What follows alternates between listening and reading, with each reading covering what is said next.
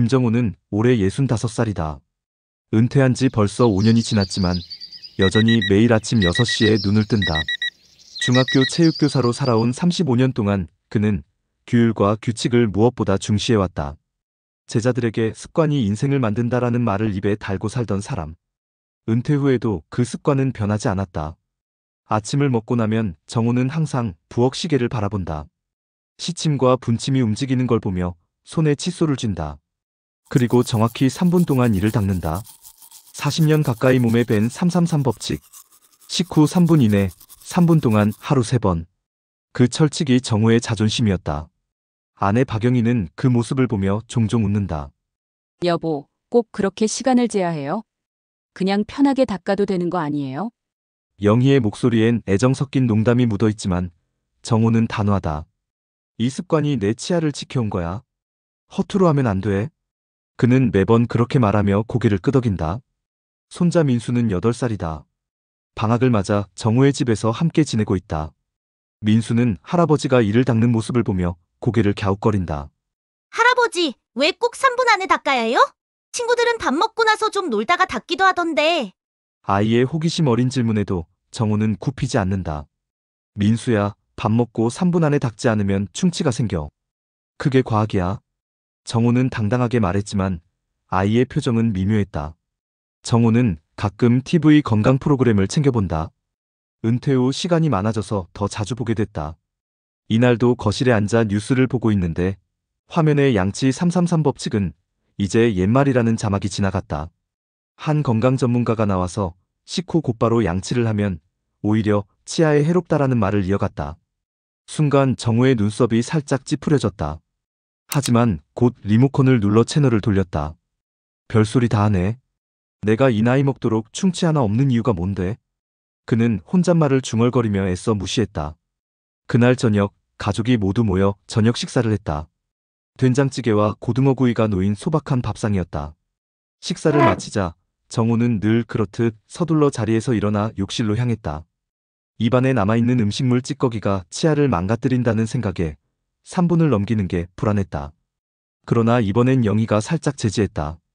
여보, 아까 뉴스 못 봤어요? 밥 먹고 바로 닦는 게 오히려 안 좋다던데요. 정호는 칫솔을 들고 선체로 아내를 바라봤다. 그런 말 다 믿으면 안 돼. 내가 교사로 있을 때도 애들한테 가르친 게 뭔데? 밥 먹고 3분 안에 닦으라고 했어. 그게 정답이야. 그의 목소리는 단단했지만 속마음은 약간 흔들렸다. 민수도 거들었다. 할아버지, 우리 선생님도 그런 얘기 했어요. 바로 닦지 말고 물로 헹군 다음에 시간이 좀 지나서 닦으라고요. 아이의 순진한 말에 정호는 순간 말문이 막혔다. 칫솔을 쥔 손이 조금 굳어졌다. 그러나 그는 애써 미소를 지으며 요즘 선생님들은 뭘 잘 몰라서 그래. 나중에 다 알게 될 거다라고 답했다. 욕실에 들어간 정호는 세면대 위 시계를 바라봤다. 시계 초침이 또박또박 움직일 때마다 정호의 가슴은 점점 더 조여왔다. 그는 입술을 앙다물었다. 습관은 몸에 깊숙이 새겨져 있었다. 3분 안에 닦아야 한다는 생각은 마치 무게추처럼 마음을 짓눌렀다. TV에서 들은 말, 아내의 지적, 손자의 천진한 목소리가 머릿속을 스쳐갔다. 그러나 그는 결국 칫솔에 치약을 짜올렸다. 양치질을 시작하는 순간 그 모든 목소리는 물거품처럼 사라졌다. 정호는 거품을 뱉으며 혼잣말했다. 내가 틀렸을 리 없어. 내가 평생 지켜온 건데. 그러나 그의 마음속엔 작은 균열이 일어나고 있었다. 김정호는 몇 주 전부터 어금니가 시큰거렸다. 단순히 시린 증상이라고 넘기기엔 불편함이 점점 커졌고 결국 치과에 가서 상담을 받아보기로 했다. 그는 내심 꾸준히 333 법칙을 지켜왔는데 왜 이런 증상이 생기는 것인지 납득이 가지 않았다. 그는 마음속으로 되뇌었다. 내가 잘못 관리했을 리 없어. 평생을 지켜온 습관인데. 대전 시내의 한 치과 진료실. 흰 가운을 입은 의사가 밝게 인사를 건넸다. 네, 김정호 선생님. 어디가 불편하세요? 정호는 짧게 대답했다. 어금니가 조금 시립니다. 의사는 고개를 끄덕이며 입안을 살폈다. 그리고 잠시 후 고개를 들더니 조심스럽게 말을 꺼냈다. 큰 문제는 아니고요. 범랑질이 조금 약해진 것 같습니다. 혹시 식사 후 바로 양치하시는 습관 있으세요? 정호는 당연하다는 듯 고개를 끄덕였다. 그럼요. 밥 먹고 3분 안에 3분 동안. 하루 3번. 그게 정답 아닌가요? 의사는 잠시 웃더니 곧 진지한 표정으로 말을 이었다. 사실 요즘은 그렇게 권하지 않습니다. 식사 직후에는 입안이 산성으로 변해서 범랑질이 부드러워져 있어요. 그때 바로 칫솔질을 하면 오히려 치아가 더 손상될 수 있습니다. 정우의 눈이 커졌다. 뭐라고요? 그럼 제가 지금까지 잘못해왔다는 겁니까? 그의 목소리에는 분노와 당혹이 뒤섞여 있었다. 의사는 차분히 설명을 이어갔다. 실제로 미국 치의학 연구에서도 입증된 내용이에요. 식후 최소 30분, 가능하다면 1시간 정도 지난 후 양치를 하는 게 더 안전합니다. 그전에는 물이나 녹차로 가볍게 헹궈주는 게 좋고요. 정우는 의사의 말을 들으며 손에 힘이 풀리는 것을 느꼈다. 마치 평생 붙잡아온 기둥이 무너지는 듯한 기분이었다. 체육교사 시절 제자들에게 목이 터져라 강조했던 말이 떠올랐다. 밥 먹고 3분 안에 닦아라. 그래야 충치가 안 생긴다. 그 말들이 이제는 허공에 흩날리는 먼지처럼 느껴졌다. 진료실을 나와 계산을 마친 뒤 정우는 치과 앞 벤치에 앉았다. 가을바람이 스쳐갔지만 마음은 무겁게 가라앉았다. 내가 틀렸던 건가? 내가 아이들에게 잘못 가르친 건가? 자책이 밀려왔다. 그는 손으로 얼굴을 감싸며 한숨을 길게 내쉬었다. 집으로 돌아오는 길, 머릿속이 복잡했다. 평생의 자부심이 흔들리는 듯한 기분이었다. 집 문을 열자 손자 민수가 뛰어왔다. 할아버지, 치과 다녀오셨어요? 뭐래요? 정우는 애써 미소를 지었다. 별거 아니란다. 하지만 목소리는 힘이 없었다. 저녁 무렵 옆집 친구 오세진이 마당으로 들어섰다. 세진은 늘 새로운 정보를 들고 와서 우쭐거리는 습관이 있었다. 정호 씨, 오늘 치과 다녀왔다며? 혹시 의사가 뭐라 하던가? 정우는 순간 망설이다가 사실대로 말했다. 그러자 세진은 입꼬리를 올리며 말했다. 내가 뭐랬어? 양치는 밥 먹고 바로 하는 거 아니라니까? 나는 벌써 30분 있다가 닦고 있어. 최신 연구를 따라가야지. 정우는 얼굴이 붉어졌다. 평생 원칙을 지켜온 자신이 뒤처진 사람처럼 느껴졌다. 세진 씨, 그게 다 맞는 건 아니야. 나는 이렇게 해왔어도 충치 하나 없었어. 목소리를 높였지만 내심 흔들리고 있는 건 정우 자신이었다. 세진은 비웃듯 어깨를 으쓱했다. 뭐 본인만 괜찮으면 됐지. 하지만 세상은 변하는 거라고. 그날 밤 정우는 잠을 이루지 못했다. 시계 초침이 째깍거리는 소리가 유난히 크게 들렸다. 눈을 감아도 치과 의사의 말이 머릿속을 맴돌았다. 식후 곧바로 양치하면 범랑질이 약해집니다. 그 말이 마치 죄의 선고처럼 가슴을 짓눌렀다. 내가 틀린 걸까? 아니면 세상이 변한 걸까? 정우는 이불을 끌어안으며 속으로 중얼거렸다. 작은 균열이 이제는 갈라진 틈처럼 벌어지고 있었다. 김정우는 아침 일찍 눈을 떴다. 창밖에 햇살이 비쳤지만 마음은 여전히 흐릿했다. 전날 밤 치과 의사의 말이 귓가에 맴돌았다. 식후 바로 양치하면 오히려 치아가 손상될 수 있습니다. 단 한마디였지만 정우의 평생을 흔들어 놓았다. 세면대 앞에 서서 칫솔을 들었지만 손이 떨렸다. 언제나처럼 확신에 차서 이를 닦던 순간이 아니었다. 내가 정말 잘못된 걸까? 내가 틀렸던 건가? 그는 거울 속 자기 얼굴을 똑바로 바라봤다. 얼굴의 주름이 더욱 깊어 보였다. 자신이 지켜온 원칙이 무너지는 것만 같았다. 아침 식사 자리에서 영희가 눈치를 보며 말했다. 여보, 오늘은 좀 천천히 닦아보는 게 어때요? 꼭 3분 안에 닦을 필요 없잖아요. 민수도 곁에서 고개를 끄덕였다. 맞아요, 할아버지. 저희 학교 선생님도 그렇게 말했어요. 바로 닦지 말고 물로 먼저 헹구라고요. 정우의 눈빛이 흔들렸다. 하지만 곧 목소리를 낮게 깔며 말했다. 너희는 몰라. 평생 이렇게 살아온 사람이야. 내가 가르친 제자들이 몇 명인데. 다 나처럼 해왔어. 그는 억지로 목소리를 굳혔지만 마음속 깊은 곳에서 불안이 치밀어 올랐다. 점심 무렵 옆집 세진이 다시 찾아왔다. 정우가 마당에 나와 있는 걸 보자 세진은 능청스럽게 다가와 말했다. 정호 씨, 오늘은 식사 후 바로 닦았나? 아니면 의사 말대로 기다렸나? 비아냥 섞인 말투였다. 정우는 순간 울컥했다. 세진 씨, 내가 틀렸다는 증거 있나? 평생 충치 하나 없었는데? 세진은 비웃듯 손사래를 쳤다. 세상이 변했다니까. 옛날 습관을 붙잡고 있는 게 오히려 고집일 수도 있어. 시대가 바뀌면 따라가야지. 그의 말은 정호의 가슴을 더욱 파고들었다. 자존심이 무너져 내리는 듯했다. 정호는 불현듯 교단에 서 있던 과거가 떠올랐다. 중학교 체육관, 운동장에서 아이들을 줄 세워놓고 소리치던 장면. 밥 먹고 3분 안에 양치해야 한다. 그래야 건강하게 산다. 자신감 넘치던 목소리. 제자들이 고개를 끄덕이며 따라하던 모습. 그 기억이 선명하게 떠올랐다. 그런데 지금은 그 모든 게 허물어지고 있었다. 정호는 속으로 중얼거렸다. 내가 애들한테 틀린 걸 가르쳤던 건가? 그 아이들이 지금 나처럼 늙어서 치아가 약해졌다면 그 책임은 누구에게 있는 거지? 생각이 꼬리를 물었다. 가슴이 답답했다. 민수가 방에서 뛰어나와 할아버지 옆에 앉았다.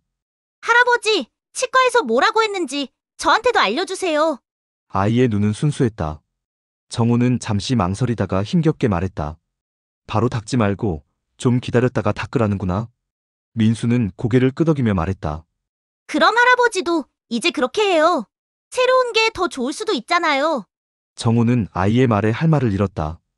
단순한 대답이었지만 묘하게 마음을 찔렀다. 아이는 그저 새로운 지식을 받아들이고 있었을 뿐인데 자신은 그것을 받아들이지 못해 안간힘을 쓰고 있었다. 그날 저녁 정호는 일부러 식사 후 양치를 늦춰보려 했다. 하지만 시간이 지날수록 불안이 커졌다. 시계를 보면 손이 떨리고 입안이 불결해지는 듯한 기분이 들었다. 그는 결국 못 참고 칫솔을 잡았다. 양치를 시작하면서도 속으로는 괴로웠다. 나는 왜 이렇게 불안하지? 단지 습관을 바꾼 것뿐인데. 욕실 거울 속에서 그는 자신을 똑바로 바라보았다. 한때 제자들에게 존경받던 교사의 얼굴은 사라지고 확신을 잃은 노인의 얼굴만 남아 있었다. 그는 눈을 감으며 속으로 되뇌었다. 나는 정말 틀린 걸까? 아니면 세상이 나를 밀어내고 있는 걸까? 저녁 식탁 위에 된장찌개와 잡채, 고등어 구이가 놓였다. 평소와 다를 것 없는 밥상이었지만 김정호의 마음은 평온하지 않았다. 밥을 삼키는 내내 머릿속에 시계가 떠올랐다. 식후 3분. 그 익숙한 숫자가 가슴을 두드렸다. 식사가 끝나자마자 몸이 반사적으로 일어났다. 욕실로 향하려던 순간 영희가 손을 뻗어막았다. 여보, 제발 오늘은 좀 기다려봐요. 의사도 그러라 했잖아요. 정호는 순간 멈칫했다. 손에 잡힌 칫솔이 무겁게 느껴졌다. 민수가 옆에서 거들었다. 할아버지, 그냥 물로 먼저 헹구면 돼요. 저도 그렇게 해요. 아이의 목소리는 천진했지만 정호에게는 칼처럼 꽂혔다. 그는 억지로 자리에 앉았다. 시계의 초침 소리가 귀에 울렸다. 1분, 2분, 3분. 시간이 흘러갈수록 입안이 더럽혀지는 기분이 몰려왔다. 불편하고 불안했다. 마치 오랜 약속을 깨뜨린 죄책감 같았다. 정호는 결국 자리에서 벌떡 일어났다. 그러나 이번에는 칫솔 대신 컵에 물을 따라 입을 헹궜다. 물이 입안을 타고 흘러내렸다. 그는 거울을 보며 스스로에게 말했다. 그래, 이렇게라도 해보자. 하지만 그 말은 확신이 아닌 자기 위로에 가까웠다. 그때 마당에서 들려오는 목소리. 정호 씨, 오늘은 드디어 변화를 시도했나 보지? 오세진이었다. 그는 언제나처럼 느닷없이 나타났다. 정호의 표정은 굳어졌다. 세진 씨, 남의 집 일에 왜 그렇게 관심이 많아? 세진은 비웃듯 웃었다. 관심이 아니라 걱정이지. 아직도 옛날 방식을 붙잡고 있는 게 안쓰러워서 그래. 세상은 변했는데 혼자만 뒤처져 있으면 뭐가 남겠어. 정호의 얼굴이 붉어졌다. 나는 평생 제자들에게 원칙을 지키라고 가르쳤어.